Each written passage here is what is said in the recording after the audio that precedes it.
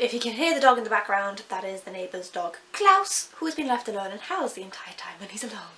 Hey folks, it's Abby and I have been tagged by Lexa from Lexa Reads to do the book nostalgia tag. Let's get right into it. Question 1 is the oldest book in my life that I still own. Honestly, I'm not 100% sure which one this would be. I think it might be one of my Malory Towers books, but they aren't here right now, so I'm going to go with the famous 5 books by Enid Blyton. I read a lot of Enid Blyton as a child because my mum did, so she then passed that love on to me. And I read and reread these books so many times. My Malory Towers and Twins and St Clair's editions are absolutely battered. Question 2 is the first library book that I loved. And this is a difficult one because I read a lot from the library as a child, both the school library and the public library. So I don't have a specific answer for this, but there is a few I can mention. So I know that I read On a Wide Wide Sea by Michael Perko originally as a library copy, and then I bought this secondhand when I found a copy many moons later. This is about a young child sailing the seas by themselves with an albatross. Yes. But then on top of that, one that's kind of stuck with me through the years is Neil Shusterman's series Everwild and Evermore, I think. I read those from the library and I've wanted to own them again ever since because they were fantastic. They played with the topic of death and the children jumping between life and death. So good. Do you want any book to do with death? I'm in. Question 3 is a book that was given to you, and a lot of the books on my shelves can count for that prompt. A lot of them. As a child, my mum got me most of the books you see behind me, but for example, the Roald Dahl Treasury.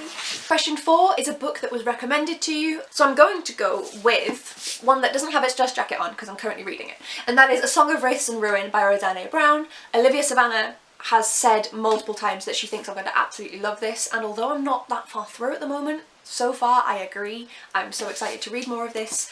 This is a YA fantasy book that I'm loving. Question 5 is a buddy read text. I read this with Olivia.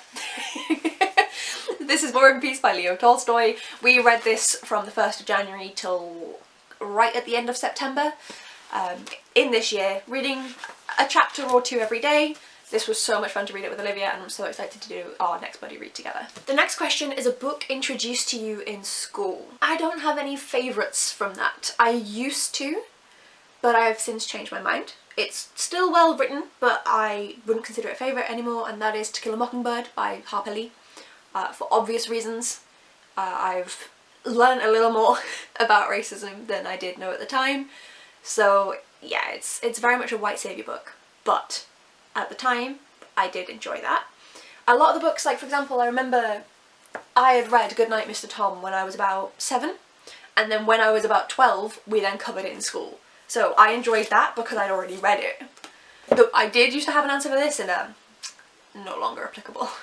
Genre fiction that inspires nostalgia. Oh god. I guess historical fiction, because I used to read a lot more of it as a child. I mean, this shelf here, 30 of these books, why did I count them? Just most of these, not all of them, but most of these, which are some of my childhood favourites, are historical.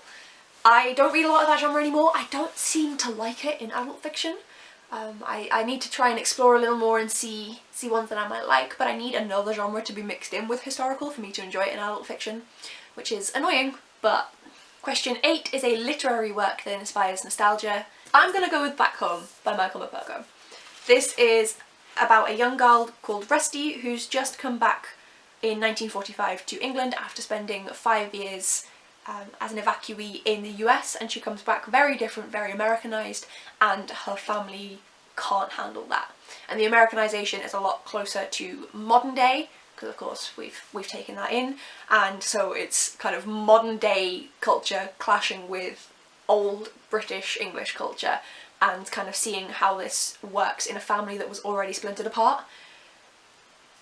Very, very good book. I love it so much. And then the last question I didn't think I would have an answer to, but I found one, and that is a spiritual work that inspires nostalgia. The Narnia series. There's a lot of problems with these. C.S. Lewis was pretty racist, pretty sexist, pretty xenophobic, pretty Islamophobic, I read these a lot as a child.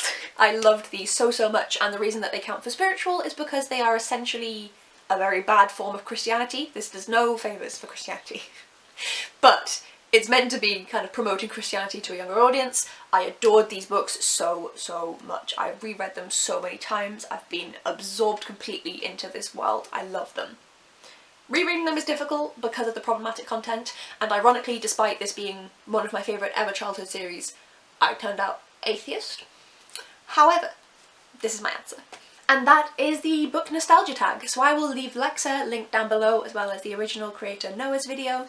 And now for the people that I tag. So I'm going to be tagging Olivia Savannah from Olivia's Catastrophe, Veronica from Veronica's Shelf, and also Hannah from Ladder M. I can't wait to see what answers you guys give. Let me know down in the comments below which book gives you the most nostalgia. For me, it probably is something of Michelle McGorian's, either Goodnight Mr. Tom, Back Home, or just Henry. If you enjoyed the video, please do hit like and subscribe so that you can see some more from me. Thank you so much for watching, folks, and I will see you in the next video. Bye!